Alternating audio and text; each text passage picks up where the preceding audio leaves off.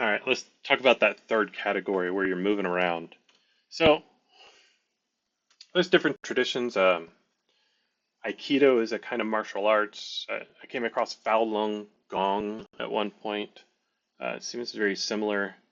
There's a lot of traditions out there working with energy. A ton. Tai Chi is out there, and uh, Qigong, more of a healing art. And man, do they vary, right? Um, I would say some of them are teaching way more of this energy development stuff. Some of them won't teach you how to develop energy at all. It's amazing. They'll show you how to use your energy to do stuff, but never teach you how to develop it, which is interesting. Like, why would you do that? Are you just going to keep that student forever, never teach them?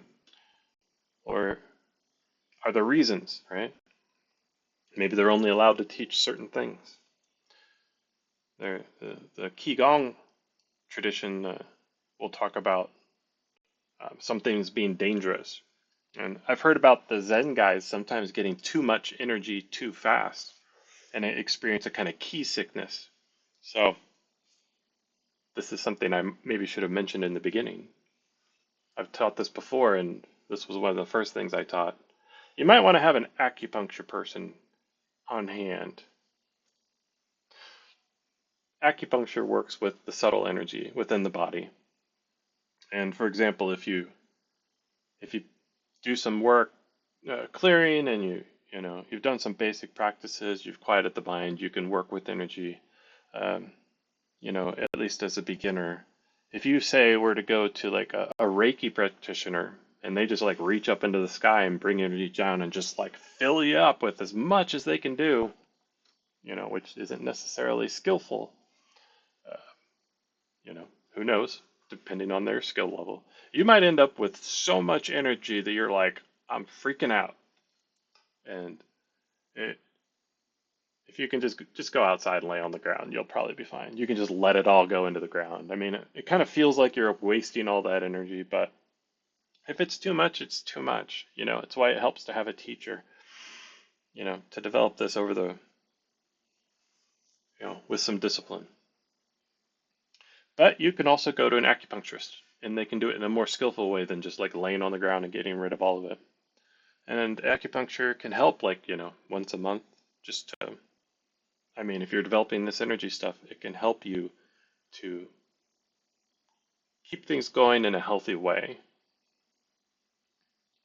And they're knowledgeable of it, right? So they might be able to give you some tips as well. This third category, martial arts, you can put your hands towards the ground while you're walking and bring that in, right? You can, as we said in an earlier video, you can have that little trench below you as you're kind of like walking through the grass, kind of bring some of that energy that's, right there at the surface or just below the ground, right? You can try to, stay in that vertical while you like go for a walk on the sidewalk. You will notice as you practice that if you're standing on concrete, it's harder to get down. With with time, you can get through that surface. But it's so much easier if you just like walk on the grass. You can do the exact same energetic movement on like some wet grass, barefoot, and things work and you're like, this is easy, this is amazing. Do the exact same thing on concrete as a beginner and you're like, nothing works, I don't know how to do this. You might be doing the exact same, you know, effort and one works and one doesn't. So set yourselves up for success. Work with the grass sometimes. If you're in a house, stand on the over a part that's over the ground. If you're in a house that has a concrete slab underneath the house, you're going to notice that when you try to do the practices. Hey, there's only so much we can do in this third category because essentially you would have to take a class to learn some sort of tradition. So I did some Aikido and I can tell you like the motions that they're doing that end up throwing somebody they're moving the ki, right? But not all Aikido teachers have the skillfulness to teach, that energy stuff. Some of them they're just doing the physical movement. So, and the same with Tai Chi or Qigong. I've had similar experiences with the Qigong teacher as I've had with an Aikido teacher, where they can essentially like throw you from a distance with energy alone, which is quite a thing. You can feel your energy interacting with their energy. I've been told like if you move energy along a surface like your arm back and forth, that it's very similar to taking two pieces of metal and rubbing them together. If you rub two pieces of metal like two nails, they will become magnetic. So the more you're moving this energy across, through your body, clearing this stuff out, the more you can move the energy, right? It's like you can handle more energy getting moved through you. So when you encounter these teachers who have more of an energy body developed, which they've developed over time, you can have more fun and do these practices and get thrown around the room, and it's tons of fun, and it's safe, right? If you were a beginner, you wouldn't want to send a bunch of energy through somebody. It's not healthy. This could be another reason why you don't necessarily want to just put this out there for anybody to learn. Why some traditions will filter. It might, what kind of morals do they have? There are some traditions where they're like, we'll only teach it to certain people, right? And they won't teach it to other people. And it's like, well, that doesn't seem fair. Well, to some degree, maybe it is a good idea to filter, right? I can understand where they're coming from. But here we are. We're humans. We have energy, and we can hook up to the energy within the earth and up in the sky. And I could tell you that can be quite blissful. It feels like you're part of the planet. I would hope everyone could have this experience. And I know that it's just not out there for everybody. Not everybody's interested. That's okay. But for those who are, there is enough in this training to get you there. And if you did these practices and you began, to have quite a developed energy system, and then you ended up going to one of these practices just out of curiosity, you're going to be able to have lots of fun, and you won't be a total beginner, right? You'll already have developed quite a bit, and then some, like as I was saying, some of these traditions don't really teach you how to develop the energy body.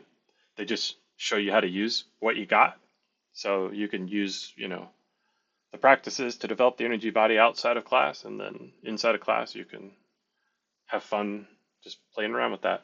So if you throw somebody and they're like, reach around this person to kind of cause them to lean back to fall, and then you kind of reach past them and then bring it back in, they kind of start to spin around, whatever it is,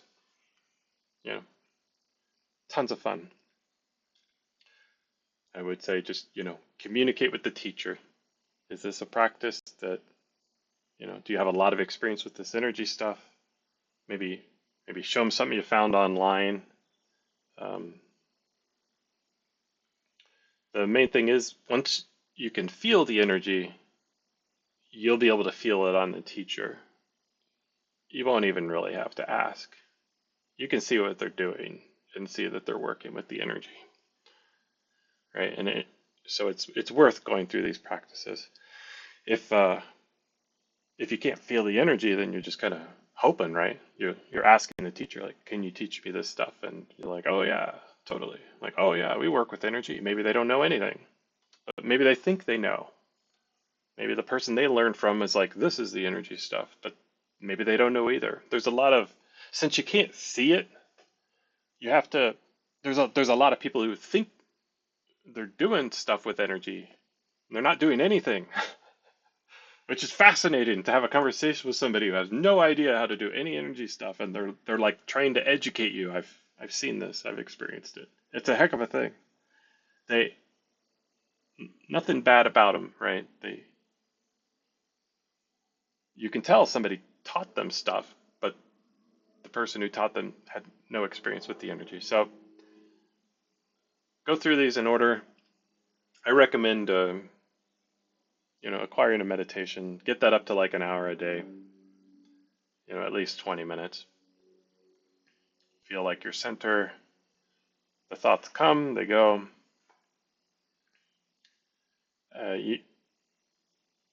You want to do that for a while, even like a couple years.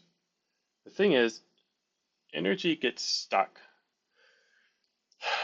Like trauma or like a bike wreck, right? It's stuck in there. When you think like I was right and they were wrong, the body's like, okay, we'll put that right back in wherever, some place that hurts in your body. And later, and when you do this practice, as your energy level rises, it's like a water in a tube picking up some dirt to clear it out. Like you get a little bit more energy, it'll start to clear out some emotional stuff. And you get a chance when it comes up.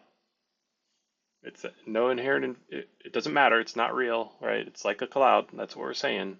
But what you're thinking are these old thoughts from the past. There they are. I was right, they were wrong. Goes right back in. If you're like, I'm just going to watch it and do nothing, it just goes. You might even feel it. I felt them come up my neck and go right out the top of my head. Back when I was in the beginning.